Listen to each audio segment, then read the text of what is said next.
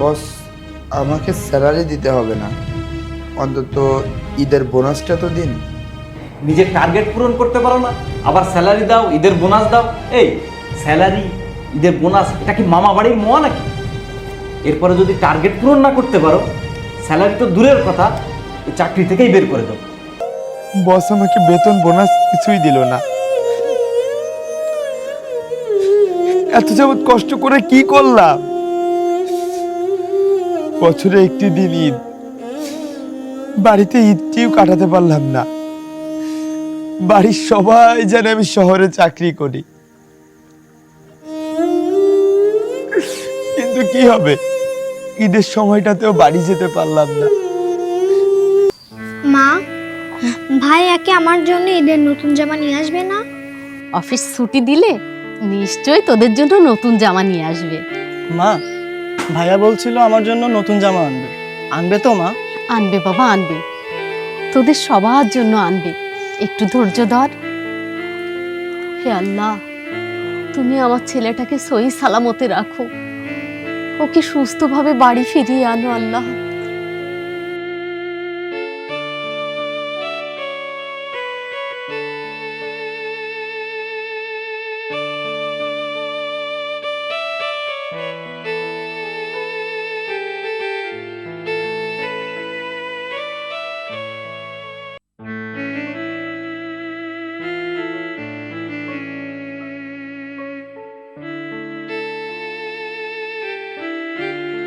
আরে, মা তো বেশ কয়েকবার ফোন দিয়েছিল, দেখি কল ব্যাক করতে হবে।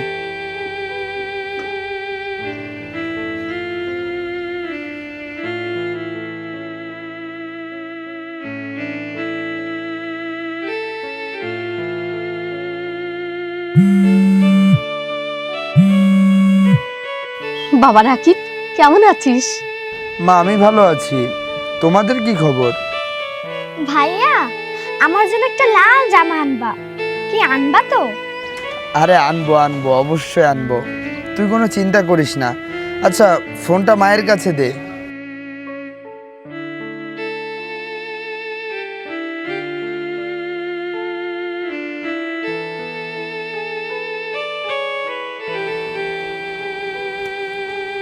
সবাই শুনুন, এ মাসে টার্গেট পূরণ না করতে পারলে কারো স্যালারি নাই। রাকিব, তোমার সেলস কত এ মাসে? স্যার, আমার অল্প কিছু বাকি আছে, আমার প্রায় কাভার হয়ে গেছে। যদি কম থাকে তাহলে ঈদের আগে স্যালারির কথা ভুলে যাও। জি বস। বস বস না করে নিজের টার্গেট পূরণ করো। বস বস করে তেল মাখালে এ মাসের বেতন হবে না।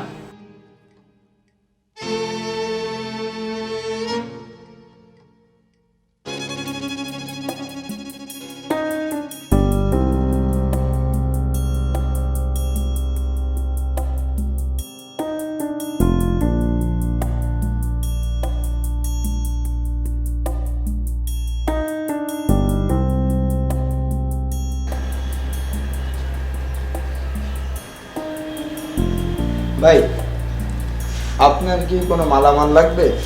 না ভাই, এখন তো লাগতেছে না, রমজান মাস তো, এই কারণে। রমজান মাস গেলে হয়তো বা টুকটাক কিছু নিতে পারবো না। দেখেন তো এখানকার কিছু লাগে কিনা।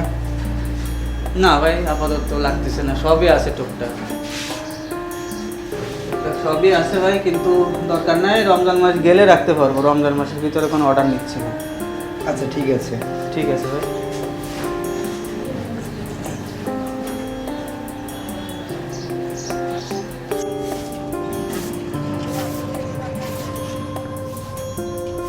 ভাই, কোনো মালামাল লাগবে? আপনি দেখেন তো কিছু লাগে কিনা।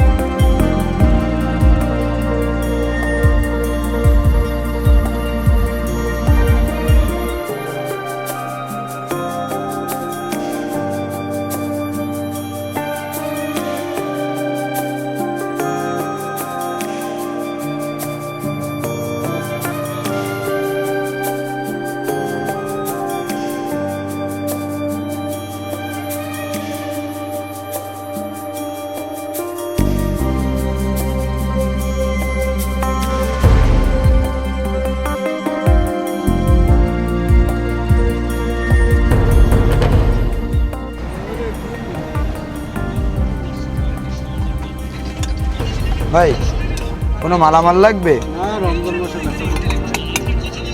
দেখেন তো এখান থেকে কিছু লাগে কিনা। বেচা কিনে দাও।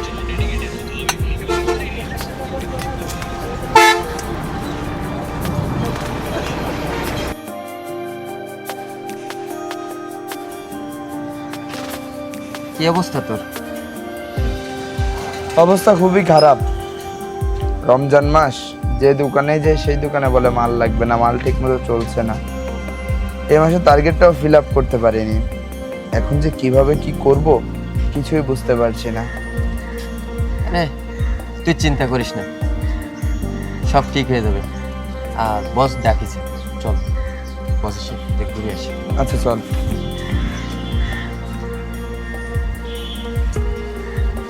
সবার তো স্যালারি শিটে সই করা আছে।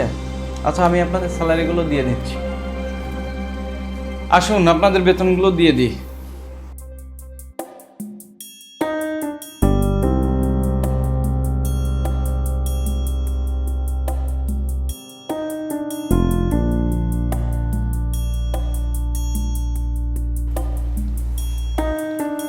বস, আমার স্যালারি দিবেন না? স্যালারি তো অবশ্যই দিব, তবে তুমি কি তোমার টার্গেট পূরণ করেছো? না বস। নিজের টার্গেট পূরণ করতে পারো না, আবার স্যালারি চাও কোন সাহসে? বস, আমাকে স্যালারি দিতে হবে না, অন্তত ঈদের বোনাসটা তো দিন। নিজের টার্গেট পূরণ করতে পারো না, আবার স্যালারি দাও, ঈদের বোনাস দাও। এই স্যালারি, ঈদের বোনাস, এটা কি মামা বাড়ির মোয়া নাকি? এরপরে যদি টার্গেট পূরণ না করতে পারো, স্যালারি তো দূরের কথা, এই চাকরি থেকেই বের করে দাও।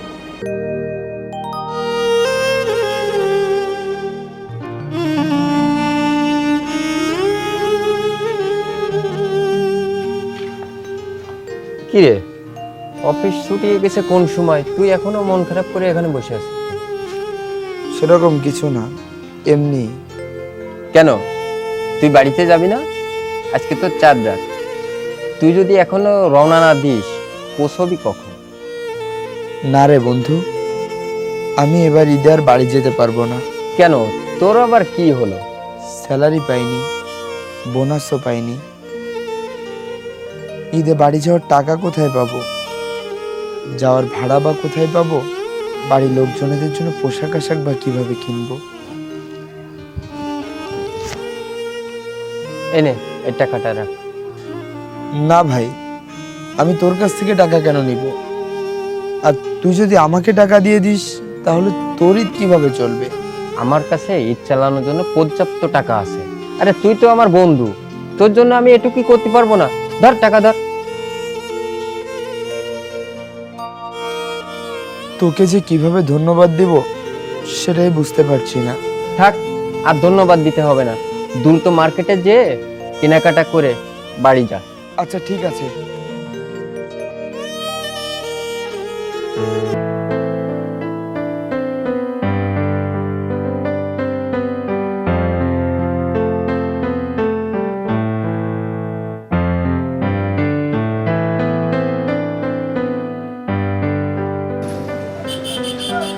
ভাই, জি ভাই। আপনার কাছে ঢাকা থেকে খুলনা যাওয়ার কোনো গাড়ি আছে? জি জি, অবশ্যই আছে ভাই ভাড়া কত করে? ভাই। আমাদের ভাড়া হচ্ছে 650 টাকা। ভাই কম হবে না? ভাই আমাদের হচ্ছে হলো ডাইরেক্ট গাড়ি। আমাদের আপনার ঈদের আগেও 650 টাকা, এখন ঈদের সময় 650 টাকা। আমাদের ভাড়া কোনো বাড়তি নাই। ভাইয়া, জি ভাই। লোকাল গাড়িতে কোনোভাবে করা যায় না? ভাই আমাদের কোম্পানি কোনো লোকাল গাড়ি নেই, আমরা ডাইরেক্ট গাড়ি। আমাদের হচ্ছে ডাইরেক্ট গাড়ি। ভাই দেখেন, আমার কাছে 400 টাকার বেশি নাই, কিন্তু আমার তো বাড়ি যেতে হবে। কোনোভাবে কোনো সিস্টেম করা যায় না? ভাই আমি এই বিষয়ে দুঃখিত, কারণ আমাদের কোম্পানির যেটা রুলস আমাদের সেটা ফলো করতে হয়। আমরা ভাড়া কখনো বেশি নিই না। আমাদের 650 টাকা 650 টাকা। আমি হয়তো আপনার জন্য অফিসে কথা বলে 50 টাকা হয়তো ডিসকাউন্ট করে দিতে পারি আপনার মানবতায়, যেহেতু আপনার অসুবিধা। এর নিচে আমার পক্ষে সম্ভব না ভাই। আচ্ছা ঠিক আছে ভাই। ঠিক আছে ভাই, ধন্যবাদ।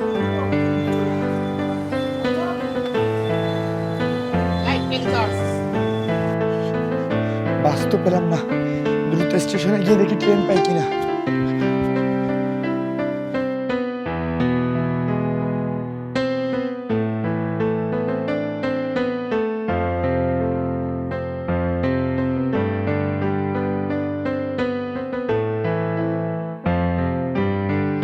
ঢাকা থেকে খুলনাগামী ট্রেনটি 10 মিনিট আগে প্ল্যাটফর্ম অতিক্রম করেছে।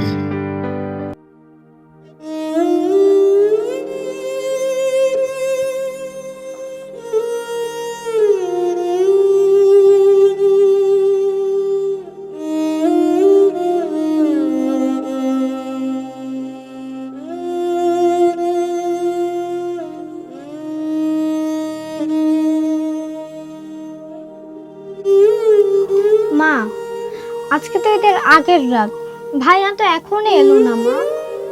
হ্যাঁ রে মা, আমিও তো ভাবছি এখনো তোর ভাইয়া কেন এলো না। মা, ভাইয়াকে একটা ফোন দাও তো।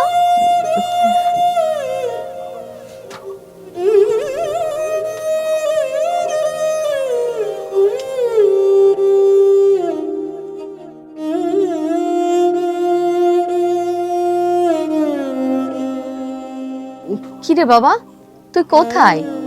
মা, আমি ট্রেন স্টেশনে। ট্রেনে উঠেছিস বাবা?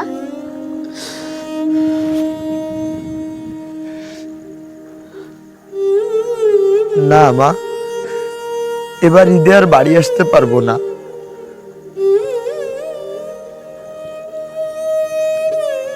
কি হলো, কথা বলছিস না কেন? ভাইয়া, তুমি কি আসবে না?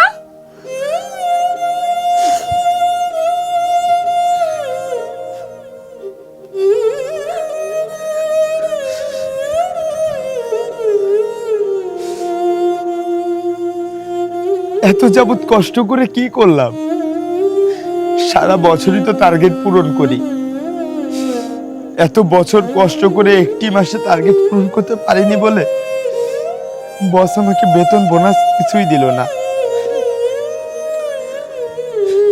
এত যাবত কষ্ট করে কি করলাম? বছরে একটি দিন ঈদ, বাড়িতে ঈদটিও কাটাতে পারলাম না। বাড়ির সবাই জানে আমি শহরে চাকরি করি, কিন্তু কি হবে, ঈদের সময়টাতেও বাড়ি যেতে পারলাম না। আমরা চাকরিজীবী, সবকিছু আমাদের জন্য না। আমার মতো হাজারো চাকরিজীবীর ঈদ কেটে যাবে স্টেশনের বেঞ্চে। ঈদের আনন্দ সবার জন্য না, অন্তত আমার মতো চাকরিজীবীর জন্য তো নাই। আমাদের ঈদ কাটানোর জন্য স্টেশনের খোলা বেঞ্চ তো রয়েছে, আর কি লাগবে?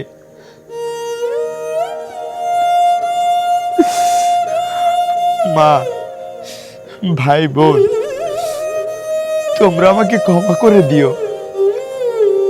আমরা চাকরিজীবী হতে পেরেছি, কিন্তু তোমাদের কাছে ভালো সন্তান হতে পারিনি,